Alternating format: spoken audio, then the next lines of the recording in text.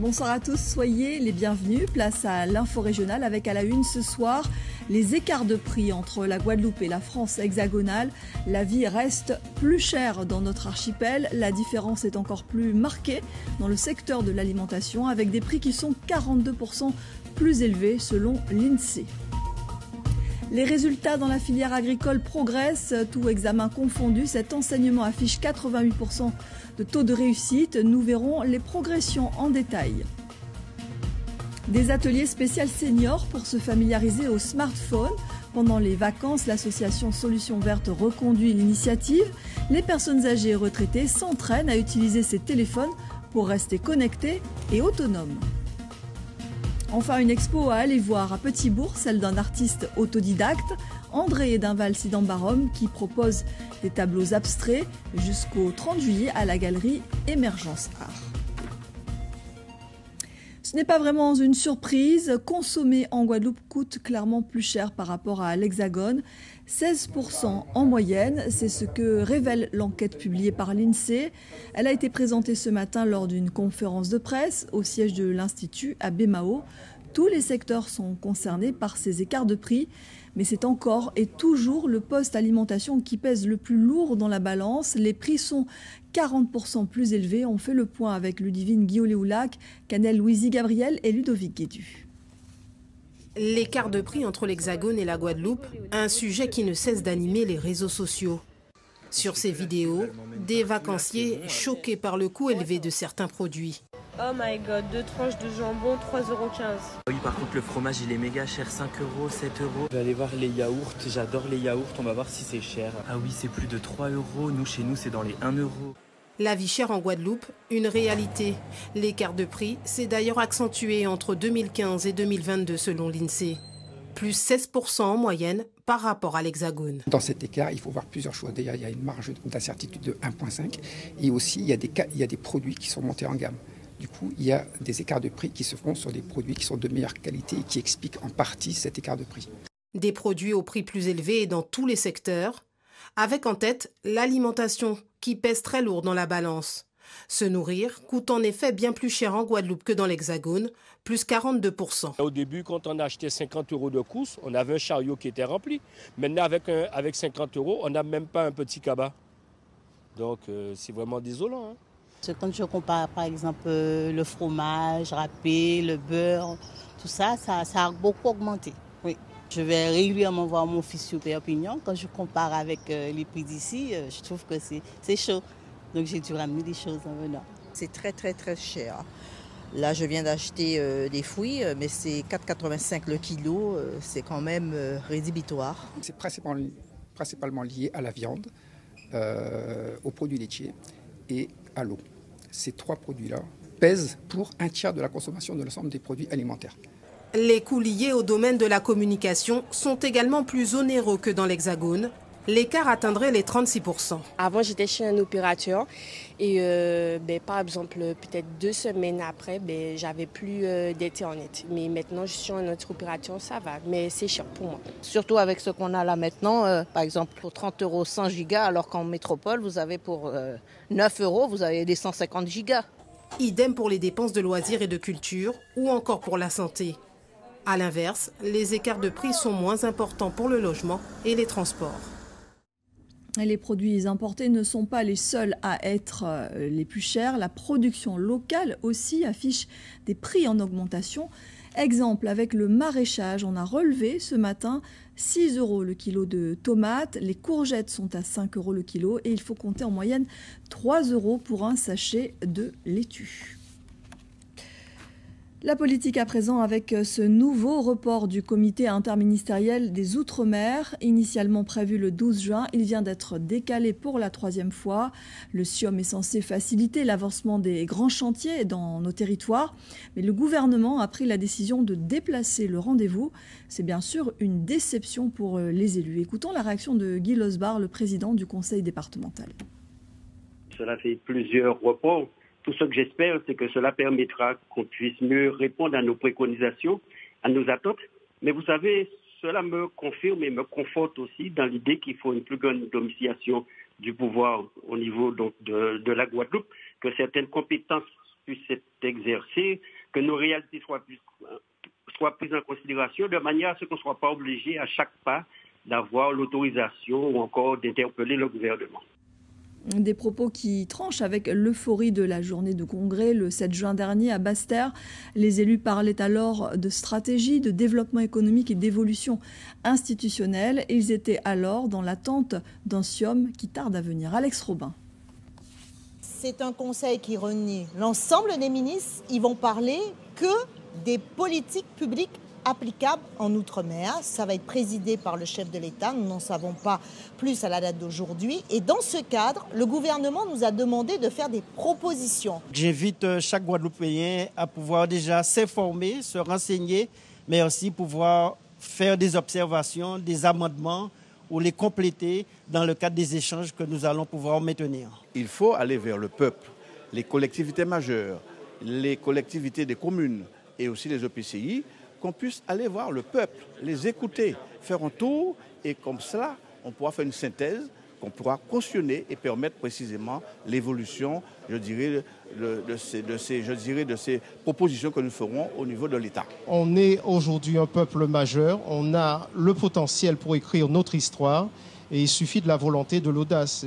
Je ne l'ai pas trop ressenti, et j'ai l'impression qu'on se répète, et qu'il faut aller. Et certainement, monsieur le président du conseil départemental m'a rassuré en ce sens, qui, dans une seconde étape, à partir d'aujourd'hui jusqu'à la fin d'année, de présenter un corpus où nous pourrons très clairement définir les priorités et aussi dire ce que nous voulons en termes de compétences, mais aussi de ressources. Et aucune date n'a été fixée pour la tenue du prochain SIOM. L'éducation à présent avec un gros plan sur l'enseignement agricole et les résultats en petite progression. De façon générale, c'est 2 points de plus par rapport à l'an dernier avec un taux de réussite de 88%. Les BTS n'ont pas le niveau espéré, mais ils enregistrent 8 points de plus malgré tout. Le détail avec Alexandre Ouda. Pour cette année scolaire 2022-2023, 1087 élèves, étudiants et apprentis étaient inscrits en enseignement agricole. Et comme l'année dernière, la filière agricole continue d'améliorer ses résultats à l'issue des examens de fin d'année. Sur 257 apprenants inscrits aux examens, 234 étaient présents pour 204 élèves et apprentis ayant obtenu un diplôme de l'enseignement agricole. Ce qui représente un taux de réussite global de 88% en y intégrant les candidats au bac général. Des résultats bons et encourageants dans leur ensemble selon la préfecture, malgré un niveau de réussite pas encore au niveau espéré concernant le BTSA, le brevet de technicien supérieur agricole qui affiche 63%. Les autres diplômes maintiennent eux leur taux de réussite de l'exercice précédent. Des diplômes parfois peu connus du grand public et qui peuvent ouvrir des portes menant à une multitude de corps de métiers, allant de l'aménagement paysager à l'agrotransformation ou encore l'environnement. Les smartphones font partie de notre quotidien. Naviguer sur le web ou utiliser des applications, ça peut paraître très simple, mais pour les personnes âgées, c'est loin d'être évident. Des ateliers sont proposés durant les vacances. Objectif, s'initier, s'entraîner et gagner en autonomie. Le reportage de Bruno Panciovillon et Christian Danca. Et 4G, c'est la 4e génération du réseau Internet. Donc, il est beaucoup plus rapide. Plus qu'un téléphone, le smartphone connecté est en évolution constante. Nos aînés ont besoin d'être accompagnés pour une véritable utilisation de cet outil de communication. Je viens, c'est pour essayer de comprendre surtout les données mobiles, parce que là, c'est ça qui me handicape un petit peu, parce que je n'arrive pas à tout comprendre les mots qui sont écrits. C'est compliqué d'utiliser aujourd'hui un téléphone comme le vôtre ? Oui, pour certaines personnes. Parce qu'elles ne sont pas adaptées à ça.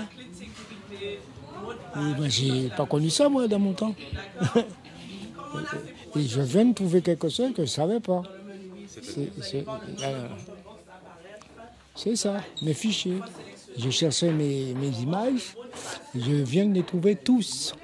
Pour cet atelier de 4 heures, organisé par l'association Solutions Vertes, 27 personnes âgées étaient présentes, assidues, très appliquées à découvrir, à apprendre les fonctionnalités de base en matière de smartphone. Ils veulent être rassurés, ils veulent avoir confiance. Et c'est après que cette étape-là soit passée qu'ils arrivent à se dire, ça c'est ça que j'ai pas compris, c'est ce que je voudrais comprendre. Donc il faut d'abord briser la glace, hein, on va dire ça comme ça, pour qu'ils arrivent à adhérer et à approfondir et à aller vers des compétences un peu plus élevées. Solidaire et participant à la prévention de la perte d'autonomie, l'atelier téléphonie mobile pour les seniors se veut itinérant. Il est mis en place selon un calendrier défini avec les 32 communes du département. En bref, le SMGEAG informe les usagers du secteur de la Plaine à Trois-Rivières de ne pas consommer l'eau en raison d'une non-conformité microbiologique signalée par l'Agence régionale de santé. En attendant de nouveaux prélèvements, l'eau ne doit pas être consommée pour la boisson, la préparation des aliments, le brossage des dents et les douches. Dans la Caraïbe, c'était il y a 2 ans, jour pour jour, des milliers de Cubains descendaient dans la rue pour dénoncer les pénuries alimentaires, le manque de médicaments et les coupures d'électricité. 300 personnes avaient été condamnées. 2 ans plus tard, que reste-t-il de ce mouvement spontané populaire? On fait le bilan avec Kelly Babo.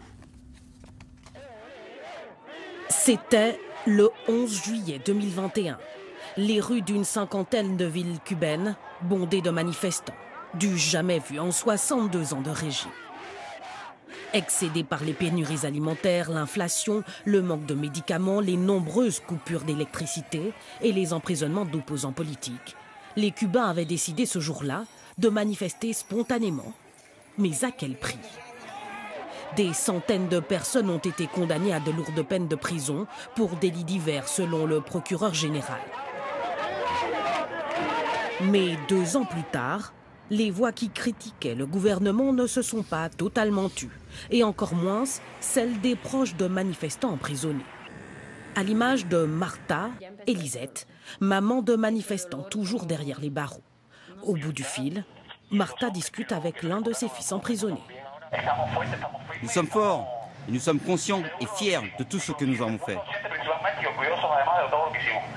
Au lendemain des manifestations, la police est venue arrêter les 2 fils de Martha, condamnés à 8 et 6 ans de prison pour agression, outrage et trouble à l'ordre public. Ils ont peut-être commis le plus grand crime, celui de demander la liberté. Jorge et Nadir sont simplement sortis pour protester comme des centaines et des milliers de personnes ici, à San José de las Lajas, où rien ne s'est passé. Lisette est devenue elle aussi une infatigable militante pour la libération de son fils, emprisonné injustement selon sa mère pour avoir aidé à réduire en morceaux une affiche représentant Fidel Castro. La seule chose que nous faisons, c'est demander la liberté pour les prisonniers politiques, demander la liberté pour nos proches. Certaines familles ont peur, peur de s'unir, ce n'est rien d'autre que de la peur.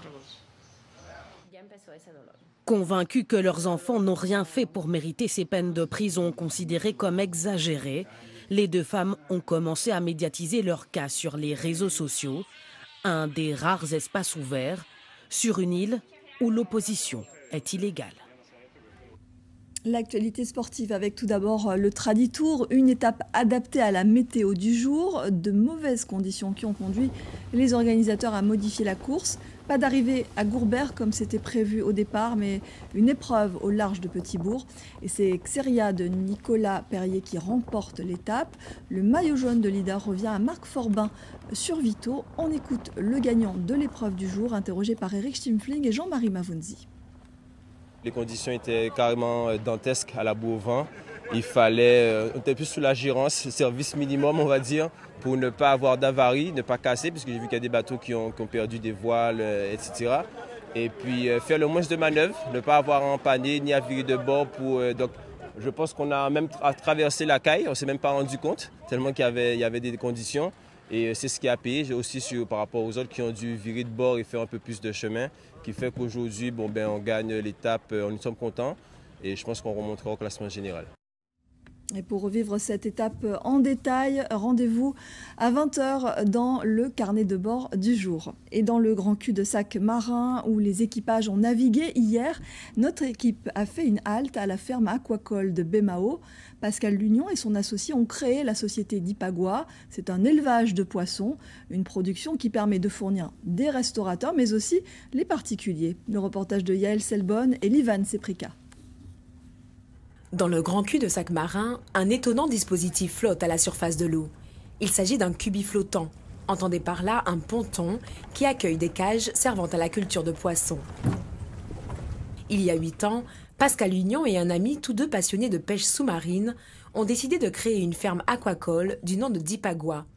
Une installation dans la baie de Bemao qu'il faut rejoindre en bateau. Mon ami Romil Dimitri et moi-même avions eu cette idée depuis les bonnes classes au lycée, que ça a germé dans notre petite tête. Et on a fait mûrir ce projet petit à petit qui aujourd'hui qui vraiment commence à fleurir. Là, on va aller sur les cages, on va pratiquer le nourrissement. Au départ, Pascal et Dimitri ont acheté 8000 alevins au parc aquacole de Pointe-Noire. Il leur faut attendre environ 6 mois pour un engraissement optimal. Le nourrissement, il s'effectue 2 fois par jour lorsqu'on introduit les alevins dans la cage. Et après 2 mois, 2 mois et demi, on peut passer à 1 fois par jour. Donc évidemment la quantité évolue. Après il y a une granulométrie aussi au niveau de l'aliment. Donc la grosseur de l'aliment en fin de compte va varier au fil de l'évolution du poisson. Nous l'objectif c'est d'amener le poisson à 1 kg de poids vif. D'accord ? Donc du coup, pour avoir un banc homogène, c'est-à-dire la majorité des poissons à 1 kg, il faut compter 9 mois. Et pour un élevage optimal, il faut choisir la meilleure espèce. On a choisi l'ombrine osselée du nom commercial loup Caraïbe. À ce jour, c'est le poisson d'eau de mer que l'on maîtrise le mieux. Au milieu des années 90, des travaux de recherche ont conduit à la maîtrise de son cycle biologique, ce qui en fait un poisson plus adapté à l'élevage, un domaine encore peu pratiqué en Guadeloupe. Nous sommes déjà en retard sur ce qui se passe, rien que dans la Caraïbe, d'accord, puisqu'on a lorsqu'on regarde les îles Turquie et Caïcos, la Jamaïque, ces îles qui font déjà, qui pratiquent plutôt l'élevage de l'ambi, la conque de l'ambi. Donc, et ils ont une forte importation, notamment en Guadeloupe. Donc, on a de quoi faire pour ce métier d'avenir. L'aquaculture, un métier d'avenir qui ouvre sur des perspectives d'autonomie alimentaire et de développement durable. Allez, on se rend en Martinique pour la 4e étape du Tour cycliste. 129 km entre Le Robert et Sainte-Marie, sous la pluie en raison du passage d'une onde tropicale. C'est le Colombien Diego Andrés Soraca Cabezas qui gagne l'épreuve.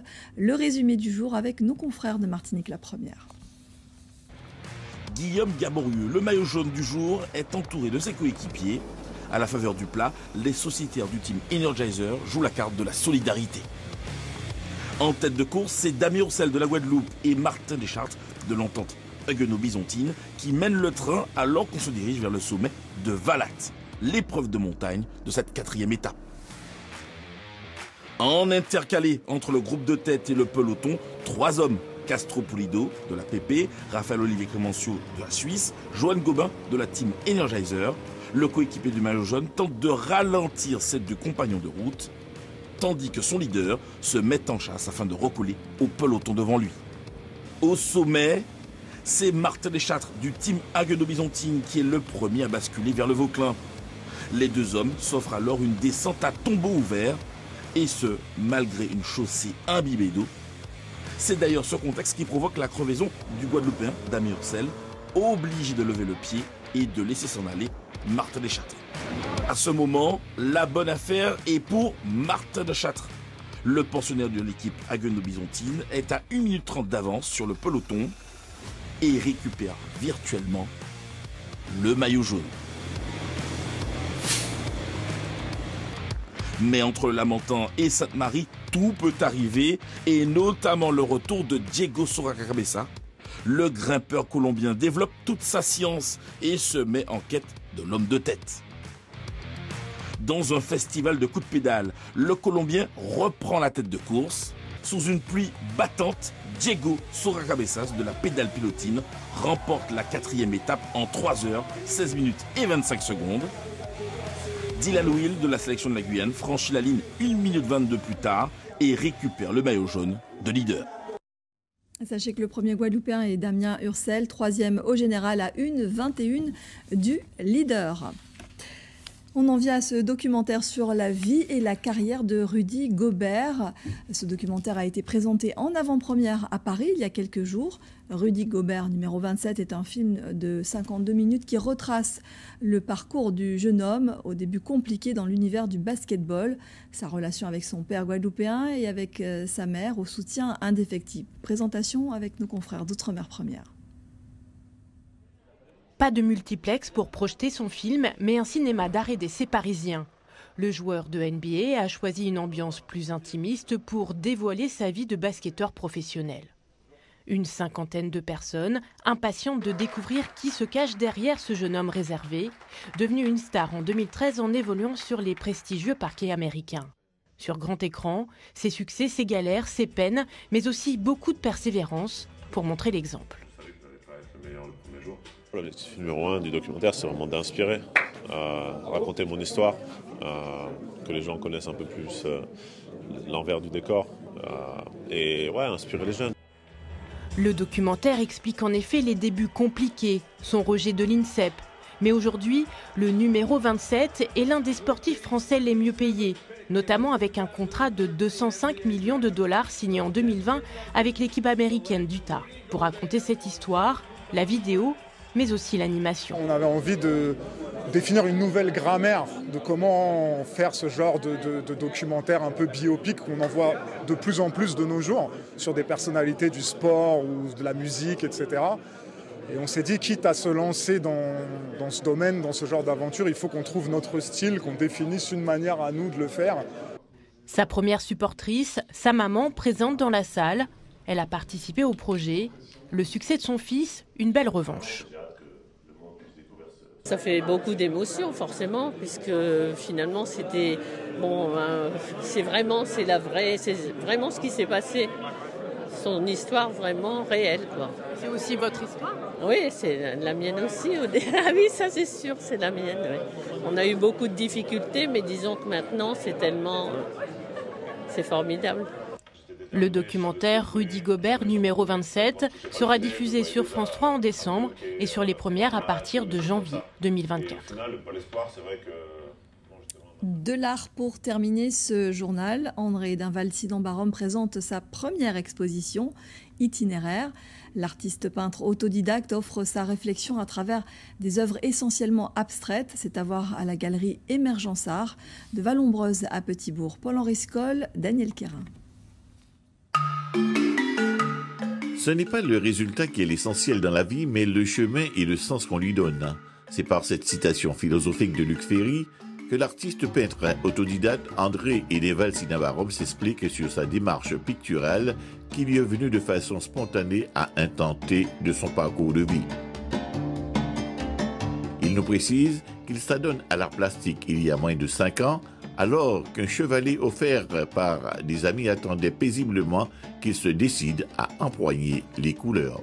Je suis un amoureux de l'art et c'est la composition et la synthèse de tout un parcours de vie qui me permet de pouvoir m'exprimer et j'ai choisi l'abstrait pour pouvoir le faire. André Sidan-Barom est un homme de culture au sens pluridisciplinaire. Grand lecteur, amateur d'art et de philosophie, cet ingénieur informatique affirme être fréquenté par une grande liberté quand il manie la matière avec le pinceau et le couteau. Même ma profession, je suis ingénieur en informatique et ça demande des process dans mes journées. Elles sont rythmées par des bonnes pratiques. Et là aussi, la peinture me permet de me libérer puisque c'est comme le yin et le yang. Le jour, je travaille avec méthode, avec précision et lorsque je rentre dans ma peinture, ça me permet de me libérer et d'avoir une activité qui me donne une certaine liberté. Ce plasticien se déclare ouvert aux pratiques multiples et à l'expressionnisme abstrait.